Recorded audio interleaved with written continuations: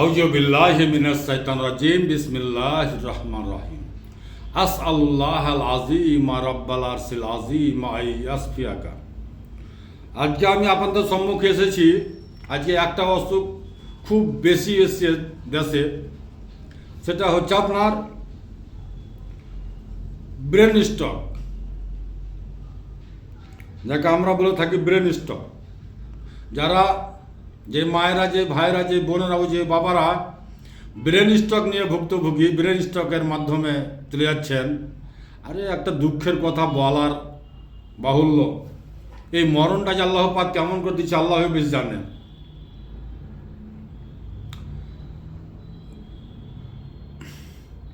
আপনি ভুল রাস্তা অবলম্বন করার জন্যই এসবগুলো অসুখ হয়ে থাকে।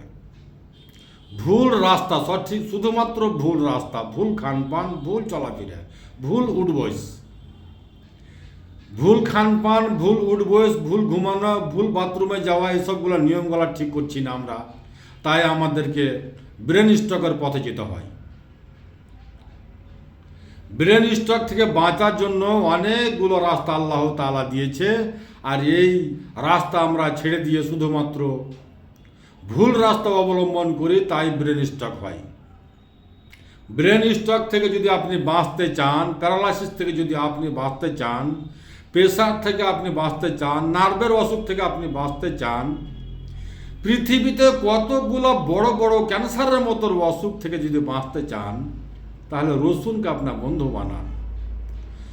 নবী করিম সাল্লাল্লাহু আলাইহি ওয়াসাল্লাম রসুনের সম্বন্ধে বলেন, যদি আমাকে জিবরাইল আলাইহিস সালামের সঙ্গে কথা বলতে না হতো, তাহলে আমি জীবনেও রসুন খাওয়া বন্ধ করতাম না। জিবরাইল আলাইহিস সালাম ফেরেশতাকে রসুনের গন্ধ ভালো লাগে না, তাই আমি রসুন খাওয়া বন্ধ করলাম। 40 বছর বয়সে নবী করিম সাল্লাল্লাহু আলাইহি সাল্লামের উপরে ওহী নাজিল হয়। তখন নবী করিম সাল্লাল্লাহু আলাইহি সাল্লাম তখন থেকে রসুন খাওয়া বন্ধ করেন। রসুন, কাঁচা রসুন খেয়ে শুধুমাত্র আপনি নামাজের জন্য যাবেন না। আপনার রসুন, কাঁচা রসুনের গন্ধ অন্য আপনার পাশে যে নামাজে দাঁড় হবে তাকে সেন্ট আসবে, তাকে ভালো নাও লাগতে পারে। তাই আপনি কাঁচা রসুন খেয়ে মসজিদে নামাজে যাবেন না। বাকি যে কোনো টাইম আপনি খেতে পারেন। আর খাওয়ার নিয়মটা কি আছে, সেই নিয়মটাই আমি আপনাদেরকে বলে দেওয়ার চেষ্টা করবো ইনশাআল্লাহুল আযীম। আল্লাহ চাহে তা আপনি ব্রেন স্ট্রোক হওয়ার থেকে বেঁচে যাবেন। আল্লাহর কুদরতি খাজানা, আল্লাহর নিয়ামতের কি বরকত। ব্রেন স্ট্রোক আপনার হবে না, আল্লাহ রাজি, তো আপনাকে ব্রেন স্ট্রোক হতে হবে না। সর্বপ্রথমে আমরা এই বাথরুমে গিয়ে কিন্তু বেশিরভাগই অসুখটা হচ্ছে। আর বাথরুমে কে বাস করে? জিন বাস করে। গান্দা জিন, গান্দা মানুষ যেমন হয়, গান্দা খারাপ মানুষ খারাপ জায়গাতে উঠবোস করতে ভালোবাসে, ওই রকম ধরনের কিছু জিন আছে, বদমাস জিন, যারা খারাপ জায়গাতে বসবাস করতে বেশি ভালোবাসে। খাবিস জিন যাকে বলা হয়, ওই খাবিস জিনের বসবাস হচ্ছে বাথরুম, টয়লেট। আর বেশিরভাগ মানুষ টয়লেটে গিয়ে ব্রেন স্ট্রোক হচ্ছে। টয়লেটে পড়ে যাচ্ছে, আর পড়ার পরে সঙ্গে সঙ্গে বেহুশ অজ্ঞান, মুখ দিয়ে গোড়ালি বাড়িচ্ছে, ব্রেন স্ট্রোক হয়ে যাচ্ছে। বা আপনার যেখানে হোক না কেন ব্রেন স্ট্রোক, কোনোখানে রাস্তায় চলতে চলতে, বা শহরে গিয়ে, বা বাজারে গিয়ে, বা টেনশন হওয়াতে, টেনশন থেকে বাঁচতে চান, ব্রেন স্ট্রোক হওয়া থেকে বাঁচতে চান, তাহলে খুব সুন্দর একটা ফর্মুলা আপনাদেরকে বলে দেবো ইনশাআল্লাহুল আযীম। সেটি হচ্ছে আপনার মধু আর রসুন, দুটাই কিন্তু নবী করিম সাল্লাল্লাহু আলাইহি সাল্লামের প্রিয় খাবার। কিভাবে খাবেন সেটাই আমি আপনাদেরকে শিখিয়ে দেবো। তার আগে আমরা বাথরুমে যাওয়ার নিয়মটা কিন্তু আমাকে অবশ্যই ফলো করতে হবে। সেটি হচ্ছে কি, যে আল্লাহুম্মা ইন্নী আউযু বিকা মিনাল খুবসি ওয়াল খুবাইস, আল্লাহুম্মা ইন্নী আউযু বিকা মিনাল খুবসি ওয়াল খুবাইস। হে আমার আল্লাহ, আমি আপনার আশ্রয় প্রার্থনা করছি দুষ্ট পুরুষ জিন এবং দুষ্ট নারী জিন থেকে। হাদিস নাম্বার হচ্ছে সহিহ বুখারী 6322, 6322 বুখারী শরীফের হাদিস। আল্লাহুম্মা ইন্নী আউযুবিকা মিনাল খুবসিল খুব্বাইস, জিন আপনার কোনো ক্ষতি করতে পারবে না। এই দোয়াটি বলে আপনি বাথরুমে যান, আপনার বাথরুমের ভিতরে ব্রেন স্ট্রোক হবে না ইনশাআল্লাহ। বাথরুম থেকে বের হওয়ার টাইমে আপনি বলবেন গুফফারানাকা, বাস, ভেরি সিম্পল। আল্লাহর মর্জি, আল্লাহর কুদরাতি খাজানা, আল্লাহর দোয়াগুলো এমনি দেয়নি দুনিয়াতে।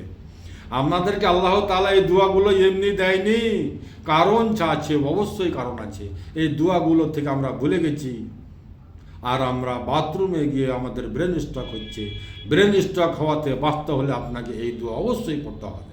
আর ছোট্ট দোয়া, আল্লাহুম্মা ইন্নী আউযুবিকা মিনাল খুবসি ওয়াল খুবাইস, তাহলে আপনার জিন কোনো ক্ষতি করবে না। আর একটা কথা আপনি মাথায় রাখেন, জিনদের খাওয়ার কি বলেন তো? জিনের খাওয়ার হচ্ছে আপনার হাড্ডি। আমরা যে মাছ মাংস খাই, তার কাঁটা, তার হাড়গুলোকে কি করি? ফেলে দিই। কিন্তু ফেলারও নিয়ম আছে, এই নিয়মটা কিন্তু আপনাকে ফলো করতে হবে। সে নিয়মটা হচ্ছে কি, যে আপনি মাছ মাংস হাড্ডি যে খাচ্ছেন, ওই আপনি থালিতে দিয়ে দিলেন, মাছ মাংস খেলেন, হাড্ডি ফেলে দিলেন, আবার ওই মাছ মাংসতে থালিতে উঠে নিলেন, আর আবার ওখানে হাত ধরলেন, মাছ মাংস হাড্ডিতে আপনি পানি ঢেলে দিচ্ছেন। আপনি জিনের খাবারে পানি ঢালবেন, তো আপনি জিন রাগান্বিত হবে না? আপনার খাবার যদি কেউ পানি ঢেলে দেয়, তাহলে আপনার মনটা কি বলবো আপনি বলেন? আপনি খাওয়ার জন্য ভাত খুলে নিয়ে আসলেন খাবো মনে করে, আর যদি কেউ আপনার ভাতে পানি দিয়ে দেয়, তো আপনার মনটা কি করবে? নিজে একটু মাথাতে একটু ব্রেনটা নেন। তাই যে আপনি মাছ মাংস খাচ্ছেন, সেই মাছ মাংসের হাড্ডিতে জীবনে কখনো পানি ঢালবেন না, ওকে এমনি ফেলেন, ওটা জিনদের খাবার। ওই মাছ মাংসের হাড়ে আপনি পানি ঢেলে দিচ্ছেন, জিন রাগান্বিত হয়ে আপনার ক্ষতি করার পিছনে লেগে থাকছে। যখন সুযোগ পাচ্ছে আপনাকে গ্রাস করছে, ভেরি সিম্পল। এখান থেকে আপনি বঞ্চিত হন, আর এই দোয়াগুলো আমল করেন। বিছানায় যখন আপনি সন্ধ্যা রাত্রে ঘুমাতে যাবেন, তখন অবশ্যই আপনাকে বলতে হবে আল্লাহুম্মা বিসমিকা আমুতু ওয়া আহিয়া, আল্লাহুম্মা বিসমিকা আমুতু ওয়া আহিয়া। এই দোয়া বলেই আপনাকে ঘুমাতে হবে। আল্লাহ, আমি তোমার নামে মরি, আবার তোমার নামে জীবিত হই। তুমি চাইলেই আমি জীবিত হতে পারবো। এই দোয়া বলে আপনাকে বিছানাতে ঘুমাতে হবে। অভ্যাসিত হন, এই দোয়াগুলা অভ্যাসিত করা আপনার কর্তব্য। বাড়ি থেকে যখন বের হবেন, তখন অবশ্যই বলবেন বিসমিল্লাহি তাওয়াক্কালতু আলাল্লাহ লা হাওলা ওয়ালা কুওয়াতা ইল্লা বিল্লাহ। ইনশাআল্লাহ এই দোয়া বলে আপনি যখন বাড়ি থেকে বের হবেন, আপনি রাস্তাতে কোনো অসুবিধা হবে না। আল্লাহ তা আপনার দায়িত্ব নিয়ে নেয়। বিসমিল্লাহি তাওয়াক্কালতু আলাল্লাহ, এমন কি বড় দোয়া আছে? লা হাওলা ওয়ালা কুওয়াতা ইল্লা বিল্লাহ। এই দোয়া বলে যদি আপনি বাড়িতে বের হতে পারেন, আল্লাহ আপনার দায়িত্ব নিন। আপনি যতক্ষণ আপনি ভালো বাড়িতে ফিরে না আসবেন, আল্লাহ পাক বলে যে আমি নিজে তার দায়িত্ব নিয়ে নিই।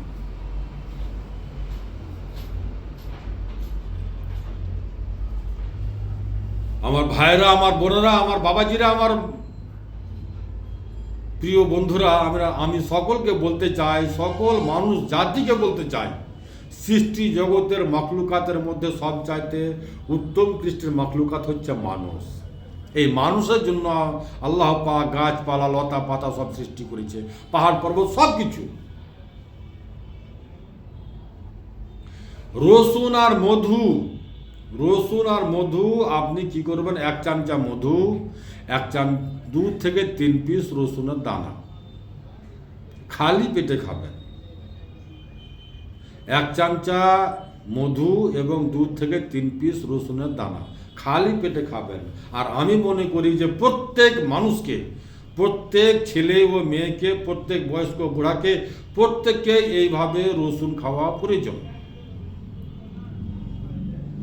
চাহে ও তাকে যে কোনো অসুখ থাক না কেন, অসুখ থাকলেও খান, না থাকলেও খান, নিয়মিত খান।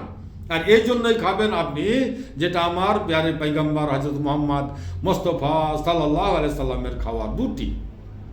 দুটি খাবারই আমার নবী করিম সাল্লাল্লাহু আলাইহি সাল্লামের খাবার, এই জন্য আপনি নিয়মিত খাবেন।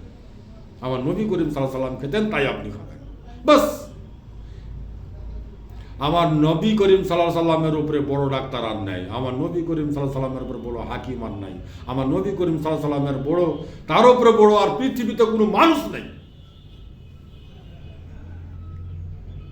মানুষ জগতে জন্ম নিয়েছেন, একটু নলেজ ইস্তেমাল করেন, মানুষ হয়ে জন্ম নিয়েছেন, আমার নবী করিম সাল্লাল্লাহু আলাইহি সাল্লামকে ফলো করেন, ইনশাআল্লাহুল আজিম আল্লাহ চাহে তো আপনাকে ডাক্তার থেকে, হাকিম থেকে আপনাকে বাঁচিয়ে দিবেন।